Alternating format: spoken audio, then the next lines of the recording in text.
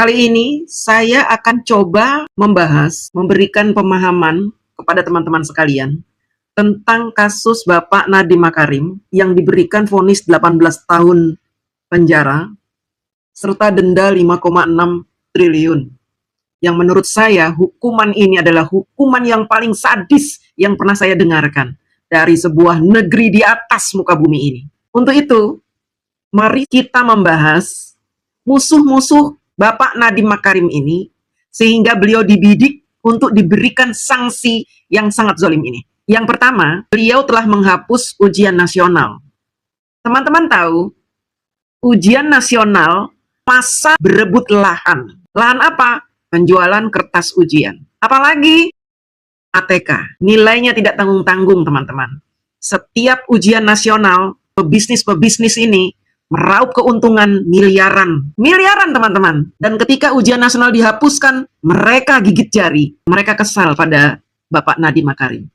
Karena lahan mereka seolah-olah dikeringkan. Yang kedua, Bapak Nadiem Makarim membuat program Merdeka Belajar dan kurikulum Merdeka. Ini adalah salah satu terobosan bagi anak didik kita dan dunia pendidikan nasional yang sangat cemerlang. Bagi orang-orang yang ininya jalan. Tapi bagi para guru-guru yang tidak berkualitas, mereka keberatan dengan kurikulum itu. Mereka kebingungan menciptakan kurikulum. Mereka nggak ngerti cara menciptakan kurikulum, nggak ngerti. Padahal jika kita membuat sebuah lembaga pendidikan privat, kita harus punya kurikulum. Kita bersaing kurikulum dengan lembaga privat lainnya. Supaya apa?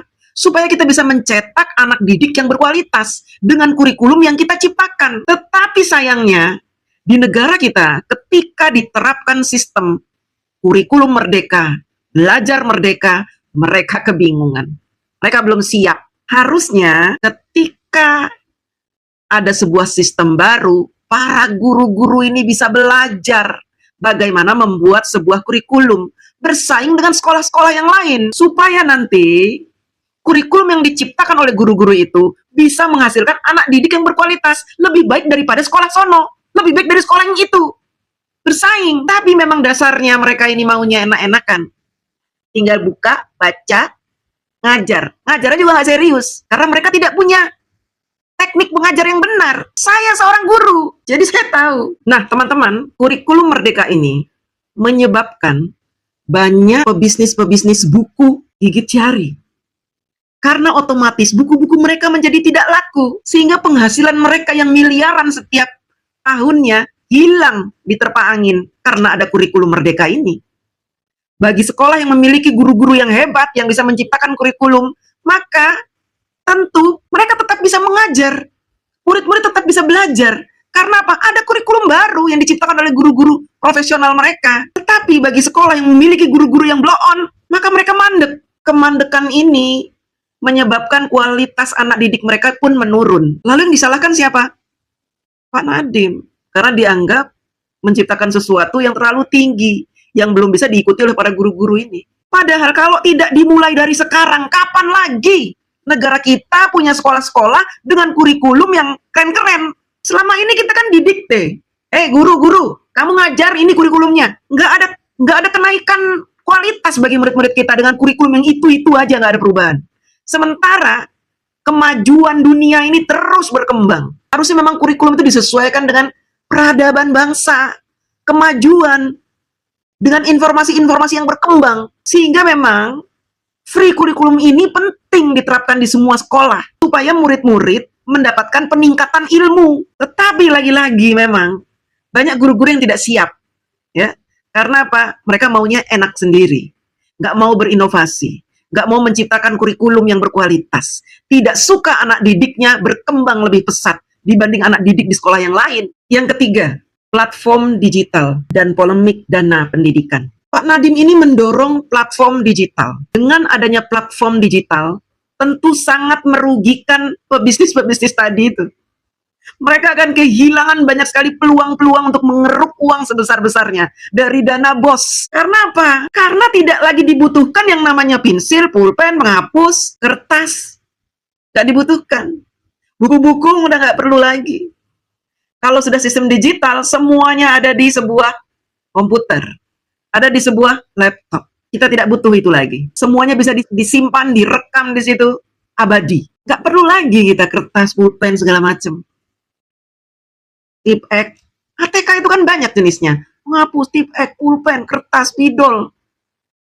Ada pensil warna, ada ini, itu, krayon, segala macam. Ada bukunya juga. Kemudian murid-murid, minimal murid-murid itu punya buku 2 begini nih, ya, yang tebal. Karena apa? Ada buku tulis, ada buku PR, tebal segini. Itu berapa satu murid mengeluarkan uang untuk beli ATK? Dengan adanya sistem digital, maka otomatis penjual buku itu bangkrut. Sistem digital selain ngirit biaya operasional sekolah, ngirit pengeluaran dari murid-murid itu jadi ngirit, nggak keluar duit banyak. Tapi memang mereka harus punya laptop. Murid-murid kita ini kan sedang dididik.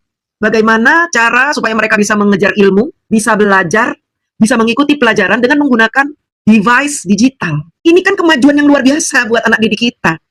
Tetapi imbasnya, pebisnis-pebisnis ini rugi besar. Karena anak murid tidak lagi beli buku, tidak lagi beli pulpen, tidak lagi beli pensil, tidak lagi membeli ini itu, buku bawa buku berat-berat gitu. Kalian nggak kasihan ngeliat murid-murid bawa buku berat-berat akhirnya jadi bungkuk anak kalian? Pak Nadiem ini ingin menghapuskan itu supaya anak-anak ke sekolah hanya bawa laptop dan makanan. Seperti di Jepang itu, seperti di India, Jepang, Amerika. Mana ada bawa buku banyak-banyak? Karena mereka sudah digital sistemnya. Indonesia diajak ke arah situ nggak siap. Banyak maling di penyediaan ATK. Para pebisnis juga tidak siap mengikuti perkembangan zaman. Mereka nyetok ATK banyak-banyak, akhirnya ATK nggak laku. Kesal mereka. Mereka maunya sistem pendidikan diubah lagi ke sistem tradisional. Goblok. Indonesia mau dibuat maju, kalian mau mundur lagi ke belakang. Kapan mau majunya negara kita ini? Kalau anak-anak sudah dibiarkan ngikutin kayak zaman Ricky Flick dulu itu. Masih pakai tulisan aja pensil, udah nggak zaman. Kayak laptop. Kan mahal laptopnya. Kan sudah disiapkan oleh sekolah dengan menggunakan APBN. Nah ini yang dimasalahkan. Akhirnya digugat sistem digital ini.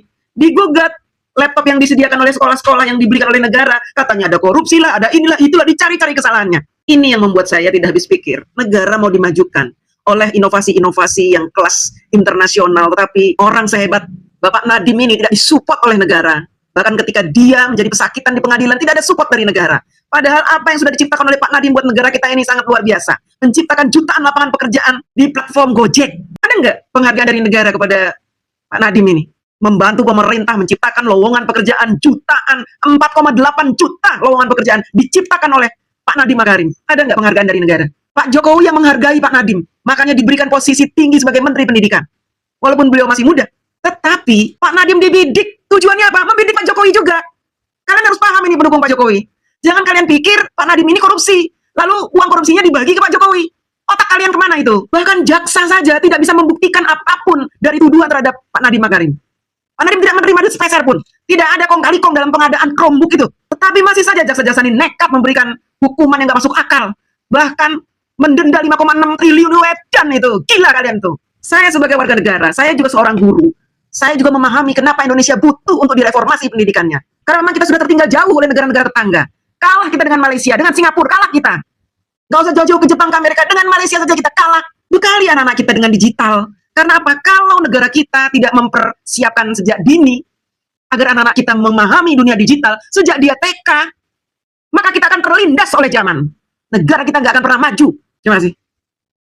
Saya hanya membutuhkan 10 menit untuk membuktikan itu. Bapak Prabowo Presiden Republik Indonesia.